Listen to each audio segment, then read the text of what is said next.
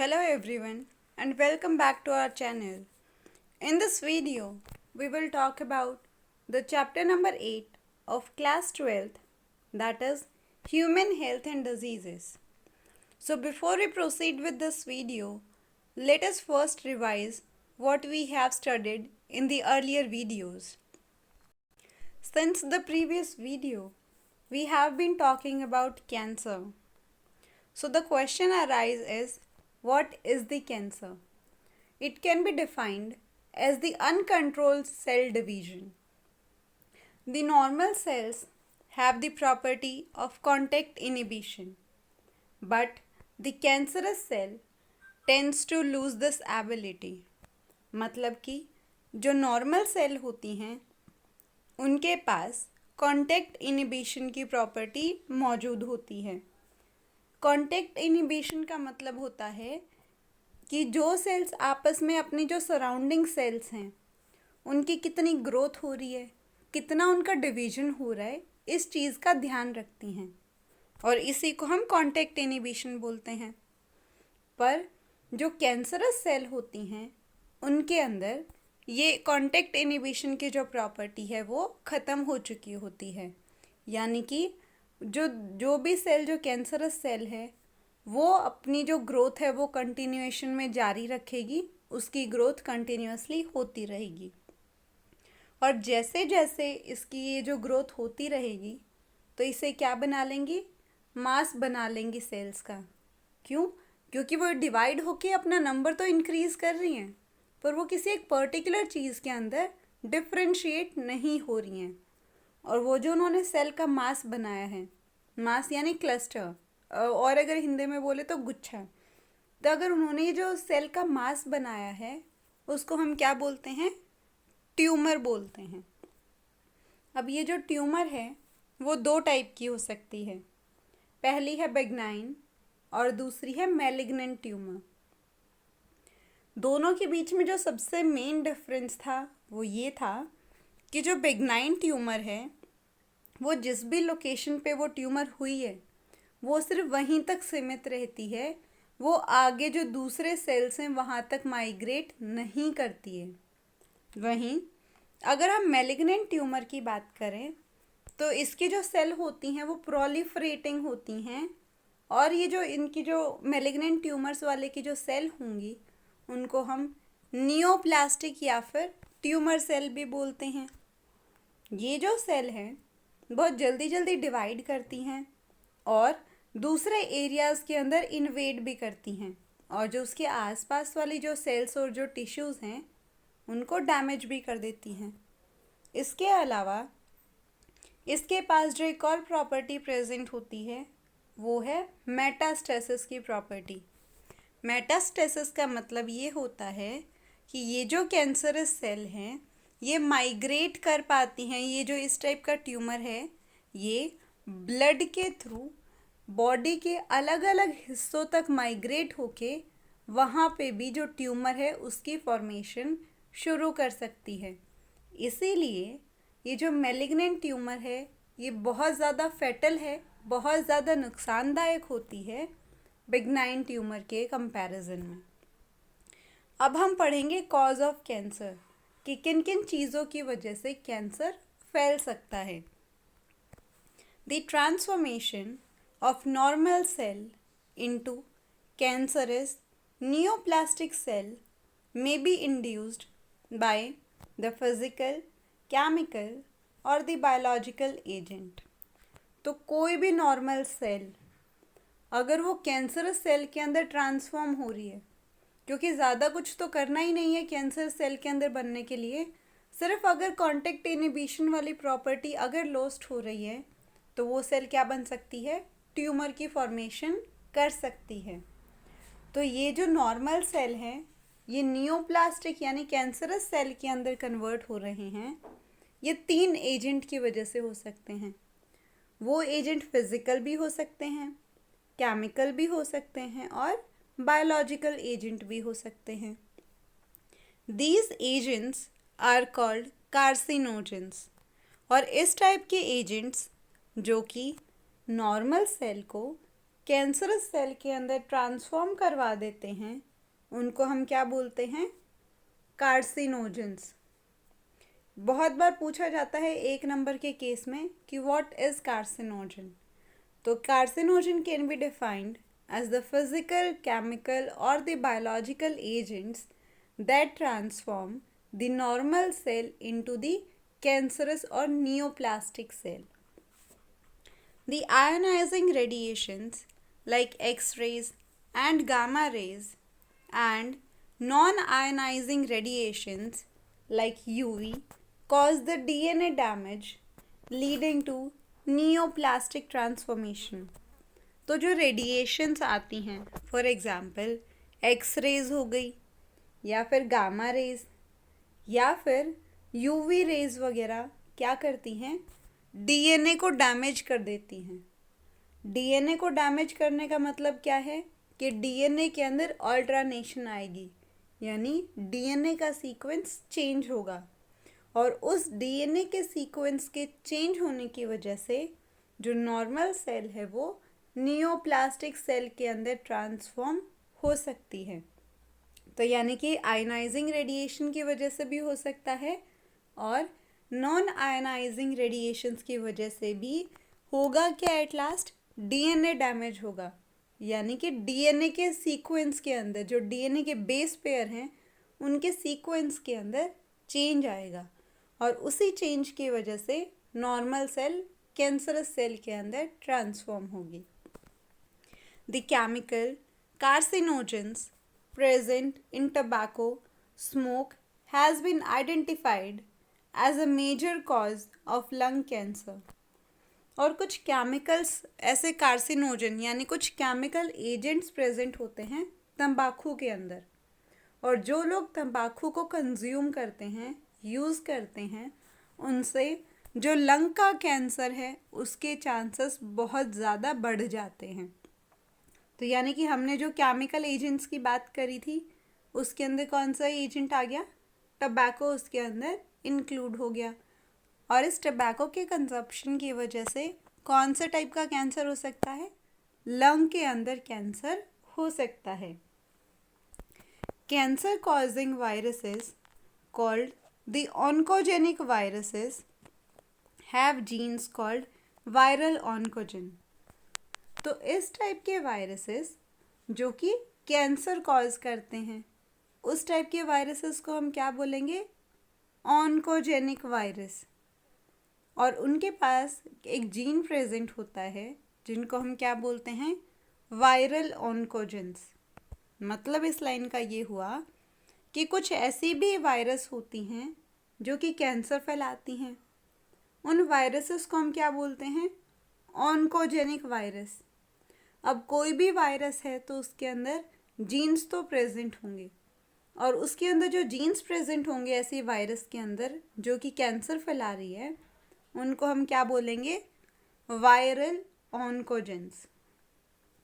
Furthermore, several genes called the cellular oncogenes और C-onc or proto-oncogenes has been identified in the normal cells which activate under certain conditions could lead to oncogenic transformation of the cell. इसके अलावा हमारे शरीर के अंदर भी कुछ ऐसे जीन्स को आइडेंटिफाई किया गया है जिनको हम क्या बोल रहे हैं?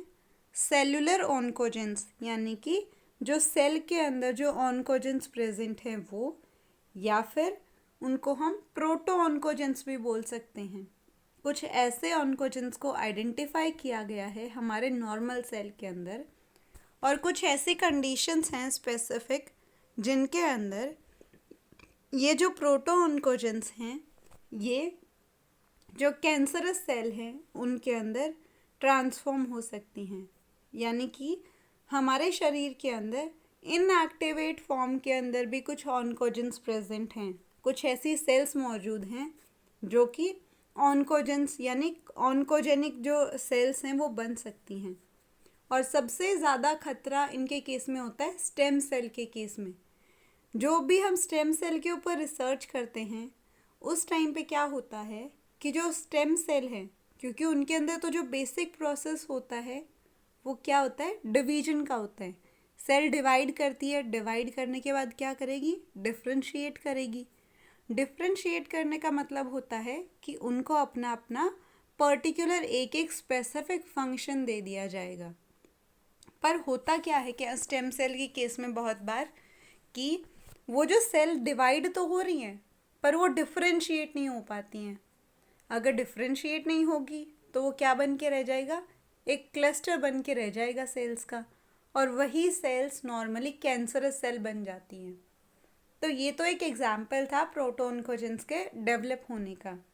पर नॉर्मल हमारे शरीर के अंदर भी प्रोटोऑन्कोजेंस प्रेजेंट होते हैं, और अगर उनको कुछ फेवरेबल कंडीशंस मिलें तो वो कैंसरस सेल के अंदर भी अपने आप डिफ्रेंशिएट हो सकती हैं। प्रोटो का मतलब होता है इनएक्टिवेट फॉर्म।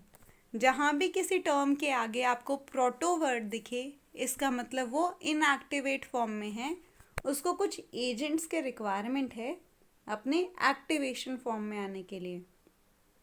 बहुत बार रिसर्च में ये भी बताया गया है कि जो ऑयल वगैरह को हम कंटिन्यूएशन में बॉयल करते हैं, फॉर एग्जांपल जो मार्केट साइड में जो वेंडर्स होते हैं, कोई भी जो वेंडर है किसी भी सप्लाई के अंदर अगर वो ऑयल का यूज़ कर रहा है कंटिन्यूएशन में, तो वो जो ऑयल है कंटिन्यूएशन में उबल उबल के उसके अंदर भी जो एजेंट्स कुछ ऐसे हो सकते हैं कि अगर हम उससे बनी हुई चीज़ को कंज्यूम करें तो हमको जो हमारी प्रोटोऑन्कोजेंस हैं वो एक्टिव फॉर्म के अंदर कन्वर्ट होके हमारे अंदर कैंसर फैला सकती हैं।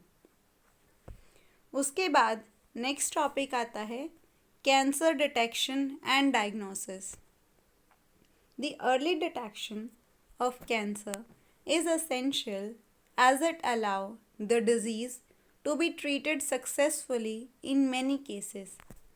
तो अगर हम कैंसर को उसकी जो प्राइमरी स्टेजेस हैं, यानी कि बिल्कुल जो स्टार्टिंग के फेज़ है, अगर उसी के अंदर उसको आइडेंटिफाई कर लें तो उससे उस बीमारी से बचना आसान हो सकता है। The cancer detection is based on biopsy and histopathological studies of the tissue and blood and bone marrow test for increased cell count in the case of leukemia। तो कैंसर डिटेक्शन के लिए हम क्या कर सकते हैं, बायोप्सी कर सकते हैं या फिर हिस्टोपैथोलॉजिकल जो स्टडीज़ हैं उनका यूज़ कर सकते हैं। बायोप्सी का मतलब ये होता है कि हमारे शरीर के किसी एक पर्टिकुलर ऑर्गन से हम कुछ टिश्यूज़ या सेल को लें और उसको माइक्रोस्कोप के अंडर स्टडी करें। इसको हम नॉर्मल भाषा में बायोप्सी बोलते हैं। तो अगर हम कुछ जो टिश्यूज़ हैं, या तो किसी टिश्यूज़ का या फिर सेल का या फिर अगर बोन मैरो का टेस्ट करें और वहाँ पे ये देखें कि अगर नॉर्मल से ज़्यादा सेल काउंट बढ़ गया है, क्योंकि सेल काउंट कब बढ़ता है, कैंसर के केस में, क्योंकि वहाँ पे अनकंट्रोल्ड ग्रोथ होती है, तो ये कुछ सिम्टम्स हो सकते हैं कैंसर के।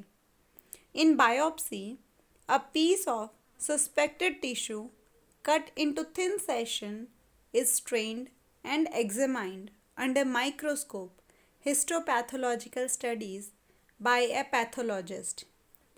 तो जो बायोप्सी होती है उसके अंदर क्या किया जाएगा, कोई भी सस्पेक्टेड टिश्यू, यानी कि हमें जहाँ डाउट है कि यहाँ कैंसर हो सकता है, हमें उस एरिया के अंदर कुछ प्रॉब्लम चल रही हो, तो उस एरिया का कुछ टिश्यू लेके उसको बिल्कुल छोटे छोटे पार्ट्स के अंदर काटा जाता है और फिर माइक्रोस्कोप के नीचे उसको देखा जाता है, और उसी से फिर फर्दर पता चलता है कि वहाँ सेल काउंट बढ़ा है कि नॉर्मल है।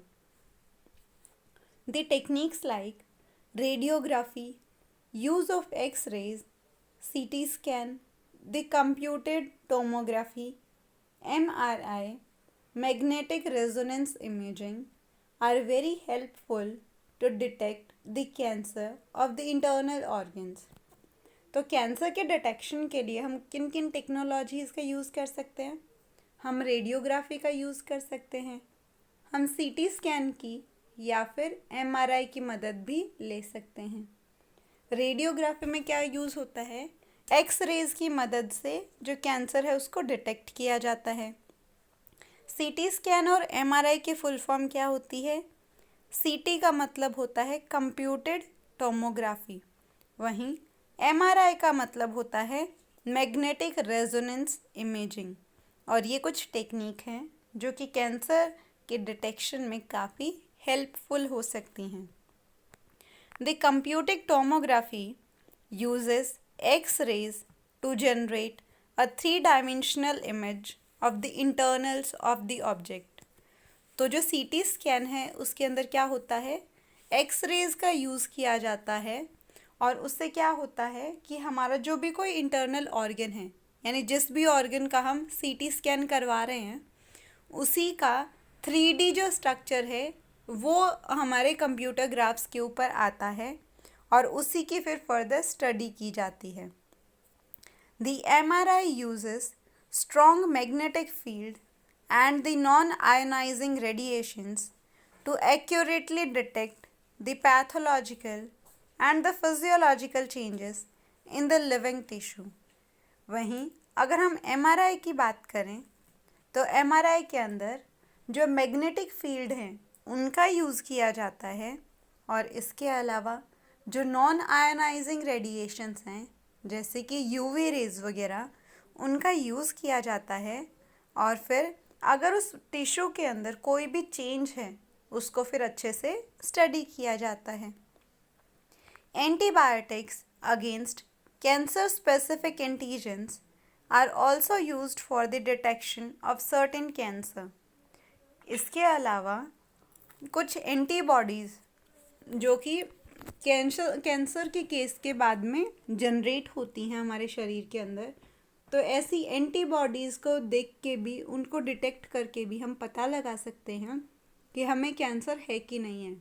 यानी कि अगर हमारे शरीर में कैंसर के अगेंस्ट एंटीबॉडीज़ मौजूद हैं, इसका मतलब ये है कि हमें कैंसर है, क्योंकि तभी जाके जो एंटीबॉडीज़ हैं हमारा इम्यून सिस्टम जनरेट करेगा। The techniques of molecular biology can be applied to detect the genes in individual with inherited susceptibility to the certain cancers। और इसके अलावा कुछ मॉलिक्यूलर बायोलॉजी की जो टेक्निक्स हैं उनको भी यूज़ किया जा सकता है कैंसर के डिटेक्शन के लिए। Identification of such jeans which predisposes an individual to certain cancers may be helpful in prevention of the cancer। और कुछ ऐसे जीन्स जिनकी मदद से हम कैंसर को डिटेक्ट कर सकते हैं किसी भी इंडिविजुअल के अंदर, उससे भी कैंसर को प्रिवेंट किया जा सकता है। सच individuals may be advised to avoid the exposure of the particular carcinogens to which they are susceptible। Example, tobacco smoke in the case of lung cancer। इसके अलावा ऐसे इंडिविजुअल्स जिनके अंदर कुछ ऐसे कार्सिनोजेंस प्रेजेंट हैं, कार्सिनोजेंस क्या थे? फिजिकल, केमिकल और बायोलॉजिकल एजेंट्स जो कि कैंसर कॉज करते हैं। अगर उनका कंजप्शन ना हो तो भी क्या हो सकता है, कैंसर को प्रिवेंट किया जा सकता है। एग्जाम्पल, अगर लंग कैंसर के केस में अगर टबैको का जो कंजप्शन है वो ख़त्म हो जाए तो थोड़ा बहुत हद तक उसको फ़ायदा मिल सकता है पेशेंट को। Then is treatment of cancer. The common approaches for the treatment of cancer are surgery, radiation therapy and immunotherapy. तो कैंसर को ठीक करने के लिए किन किन चीज़ों का यूज़ किया जा सकता है? सर्जरी की मदद ली जा सकती है। सर्जरी में क्या किया जाएगा कि जो एरिया पर्टिकुलर जहाँ पे वो ट्यूमर बना है, जो कैंसरस सेल हैं, उनको हटा दिया जाएगा। वहीं जो दूसरी टेक्निक है दैट इज़ रेडिएशन थेरेपी, वहाँ पे क्या किया जाता है, कुछ रेडिएशंस का, रेज़ का यूज़ किया जाता है और जहाँ पे भी ट्यूमर हुई है उसकी नॉर्मल सेल और उनके सराउंडिंग जो सेल हैं उनका ट्रीटमेंट किया जाता है। और जो तीसरा है इम्यूनोथेरेपी, उसके अंदर इम्यूनिटी को स्ट्रॉन्ग अप करके और कुछ ऐसे इम्यूनो एजेंट्स का यूज़ किया जाता है कैंसर का ट्रीटमेंट के लिए। In radiotherapy the tumour cells are eradically lethal, taking proper care of normal tissues and surrounding the tumour mass. तो रेडिएशन थेरेपी के अंदर जो ट्यूमर सेल हैं उनको रेज के थ्रू किल किया जाता है, और जहाँ पे ट्यूमर हुआ था उसके आसपास की सेल और जो बाकी नॉर्मल सेल हैं उनका अच्छे से ध्यान रखा जाता है। Several chemotherapeutic drugs are used to kill the cancerous cell. और हम कीमोथेरेपी के बारे में तो बहुत बार सुन चुके हैं कि जो कीमोथेरेपी है उसकी मदद से कैंसर का ट्रीटमेंट हो सकता है। तो ऐसी बहुत सारी ड्रग्स हैं कीमोथेरेपेटिक जिनकी मदद से जो कैंसर सेल हैं उनको किल किया जा सकता है। Some are these are specific for particular tumours. और जो हम कीमोथेरेपेटिक ड्रग्स की बात कर रहे हैं उनमें से कुछ तो ऐसे स्पेसिफिक ड्रग हैं जो अगर कोई कौन सा स्पेसिफिक ट्यूमर हुआ है उसी के अगेंस्ट काम करती हैं। The majority of drugs have side effect like hair loss, anaemia etcetera. तो जिन भी लोगों को अगर कीमोथेरेपी दी जा रही है कैंसर के ट्रीटमेंट के लिए तो उसके कुछ साइड इफ़ेक्ट्स भी होते हैं। तो पहला साइड इफ़ेक्ट क्या है? हेयर लॉस, यानी कि जो बाल हैं वो बिल्कुल चले जाते हैं शरीर से। इसके अलावा एनीमिया भी उसको हो सकता है। Most cancer are treated by the combination of surgery, radiotherapy and chemotherapy. और मोस्टली कैंसर के केस के अंदर ये जो तीनों टेक्निक हमने बात करी, चाहे वो सर्जरी हो, चाहे वो इम्यूनोथेरेपी हो, चाहे वो रेडिएशन थेरेपी हो, इन तीनों को कंबाइनिंगली यूज़ किया जाता है कैंसर के ट्रीटमेंट के लिए। Tumour cells has been shown to avoid detection and destruction by the immune system. तो जो कैंसर सेल हैं उनको डिटेक्ट करना इतना ईजी नहीं है, और ना ही जो हमारा इम्यून सिस्टम है वो उनको इतने ईजिली डिफीट कर सकता है। Therefore, the patients are given the substances called the biological response modifiers such as alpha interferons, which activate their immune system and help in destroying the tumor। तो हमने अभी अभी बोला कि जो कैंसर का डिटेक्शन है, यानी कि जो ट्यूमर का डिटेक्शन है, वो इतना आसान नहीं है हमारी बॉडी के अंदर नेचुरल तरीके से, और ना ही हमारा शरीर इतना स्ट्रॉन्ग है कि वो उनके अगेंस्ट में फाइट अप कर सकें। तो इस केस में हम क्या कर सकते हैं? कुछ अल्फा इंटरफेरॉन्स को दिया जा सकता है। हमने इंटरफेरॉन्स के बारे में इस चैप्टर में जब हमने इम्यूनिटी का टॉपिक शुरू किया था उसी टाइम पे बात करी थी, स्पेसिफिकली साइटोकाइनिन बैरियर के केस में, सेल्यूलर के बैरियर के केस में। तो क्या थे ये इंटरफेरॉन्स? इंटरफेरॉन्स कुछ ऐसे प्रोटीन सिग्नल्स थे जो कि जो इन्फेक्टेड सेल है वो रिलीज़ करती है अपने आसपास की सराउंडिंग सेल्स को, ताकि उस इन्फेक्शन को वहीं रोका जा सके। तो अब हम क्या कर रहे हैं? आर्टिफिशियल तरीके से इंटरफेरॉन्स को दे रहे हैं हमारे शरीर के अंदर, और वो इंटरफेरॉन्स क्या करेंगे? हमारे इम्यून सिस्टम को स्ट्रॉन्ग करवाएंगे और वहीं ट्यूमर को भी ईज़िली डिस्ट्रॉय कर पाएंगे।